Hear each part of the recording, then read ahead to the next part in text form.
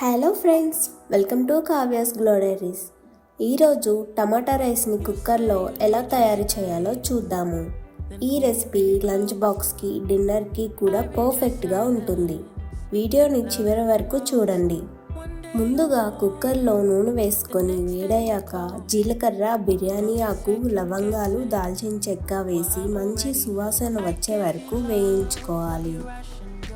ఇప్పుడు తరిగిన ఉల్లిపాయ ముక్కలను కూడా వేసుకొని లైట్గా గోల్డెన్ కలర్ వచ్చే వరకు బాగా ఫ్రై చేసుకోవాలి.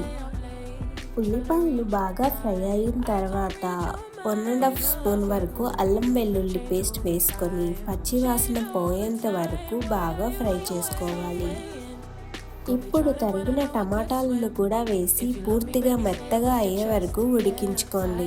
టమాటా బాగా ఉడికితేనే రైస్కి మంచి టేస్ట్ అనేది వస్తుంది. ఇప్పుడు 1.5 స్పూన్ వరకు కారం, టేస్ట్కి సరిపడినంత ఉప్పు, ధనియాల పొడి, గరం మసాలా వేసి పచ్చివాసన పోయేంత వరకు ఉడికించుకోవాలి. ఇప్పుడు రైస్ని తీసుకొని ఇందులో వేసుకోవాలి. నేనైతే 2 కప్పులు రైస్ తీసుకున్నా. 2 కప్పుల రైస్కి 4 కప్పులు నీళ్లు వేసుకోవాలి. ఇప్పుడు రైస్ని మసాలా అంతా పట్టే విధంగా ఒక్కసారి బాగా కలుపుకొని నీళ్లు వేసుకొని ఒకసారి మొత్తం అంతా బాగా కలుపుకోండి.